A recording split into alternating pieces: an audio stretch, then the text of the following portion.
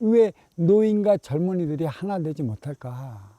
물론 거기에 중개할 수 있는 중개 세력, 기성세대가 있기는 하겠지만 이 기성세대에 할 일이 무엇인가?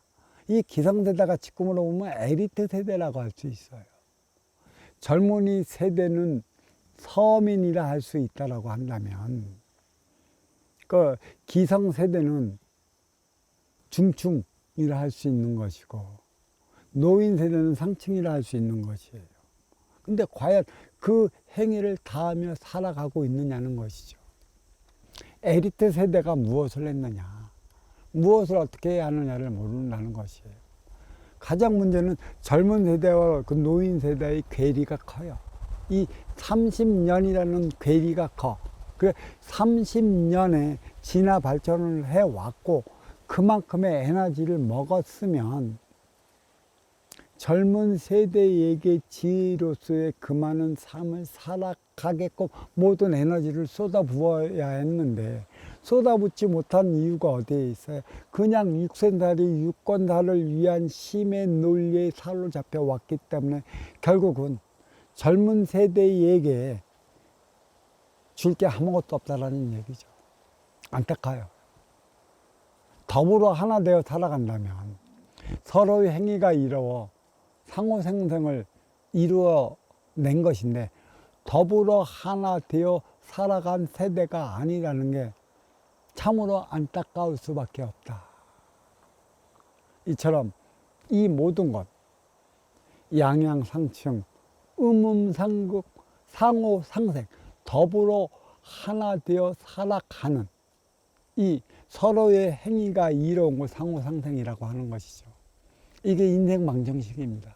내가 너한테 해로우면 너도 나한테 해롭게 할 것이고 내가 너가 있는 둥 마는 둥 하면 너도 나를 있는 둥 마는 둥 하는 것이다. 이게 인생 방정식이에요. 인생 방정식은 어디에서 살아가느냐. 육색, 동물처럼 나밖에 모르고 내 식구밖에 모르는 동물처럼 먹고 살아가는 육생 안위에 국한되어 있기 때문에 인생 방정식이 만들어지는 것입니다. 잘 대입해 보십시오. 내가 어떠한 행위를 어떻게 해야 하는 것인가. 지금은 저 방송 매체를 들어보면 운둔형 그 젊은 세대가 무지 많이 생긴다. 몇십만 명이 생긴다라고 하는 건데 이게 다 누구의 책임인가? 결국은 부모를 닮는 게 자식이에요. 모든 DNA가 부모를 닮고 부모가 어떻게 가르치느냐에 따라 갖고 자식의 행위가 달리 나타난다는 것이죠. 그래서 부모 자식 지간은 때려야 뗄 수 없는 천륜지간이라 결국 부모가 자식을 망쳐요. 결국 스승이 제자를 망친다고. 무엇을 얼마만큼 바른 것을 가지고 있어 바르게 살아가게끔 만드는 법을 갖고 있느냐. 원리만 알고 있느냐. 또 이보다 더 근본이 있어 근본에서 싹튼 원리를 가지고 삶을 논하느냐. 이게 근본 원리라는 것이에요. 뿌리가 있을 때 몸통이 자라나는 것이고 이 뿌리는 하늘에서 준 천지대자연의 기운인 것이에요. 하늘에서 준 천지대자연의 기운 없이 인간의 생각적 차원으로 몸통만 키워놓는다면 이거는 얼마 가지 못해 인원 무너진다는 것이에요. 육생달이 싸우고 충돌하고 부닥겨 살아가기 때문에 마련되어지는 인생 방정식. 모든 방정식, 모든 법칙은 물질이 있어 생성이 되는 것입니다. 상대성으로 생성이 되는 게 법칙이라는 것이죠. 절대적 차원에는 법칙이 없어요. 상대적 태극의 차원에서 생겨나는 게 법칙인 것이죠.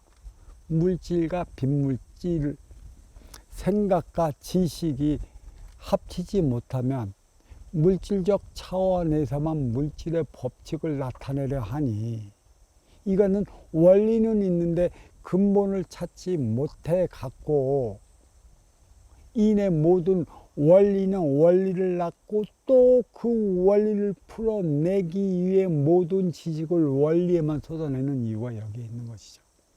근본을 찾으십시오. 근본을 찾으면 원리는 쉽게 풀리는 것입니다. 원리 원칙, 뿌리 없는 원리 원칙은 무너져요. 우리는 지금 유교적 사상의 그 틀 안에 갇혀져 있고 또 그러한 삶을 살아왔어요. 뿌리가 없는 원리 원칙 사고에 빠져 살아왔기 때문에 세월이 흐르니 그 무선이 무엇인지 이제 알 수 있는 것이죠. 인생방정식. 이는 상대적 차원으로서 만들어지는 화합의 공식이에요. 화합은 운용의 주체가 활동의 주체를 이해할 때, 또 활동의 주체를 이해하는 운용의 주체에 힘이 되어 줄 수 있는 활동의 주체가 있을 때 서로 우명관계가 이루어지는 것이죠. 아주 중요한 것이에요. 주어진 방편으로 인연을 불러들였으면 문제는 어떻게 할 것이냐는 것입니다. 인연이 찾아왔어요. 그 인연과 어떻게 살아갈 것이냐. 이 문제가 남았어요. 근데 인연을 불러들여갖고 주머니만 털어갖고 내가 갖고 있으면 각자 도생의 삶을 살아가고 있어요.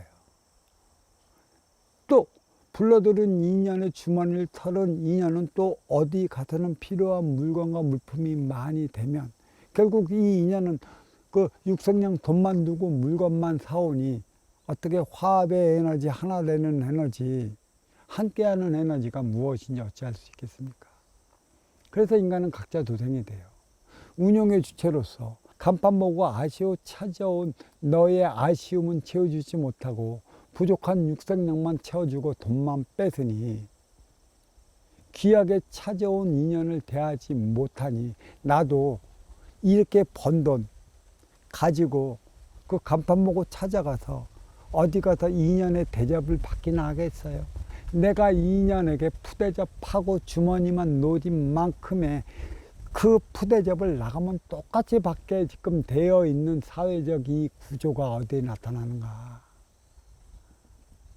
누가 운용의 주체고 누가 활동의 주체인지를 모르기 때문에 나타나는 현상이라는 것이죠.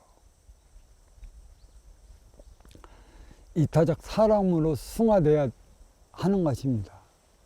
이기적인 게 사회 기운이라면 이타적인 게 정의 기운이에요.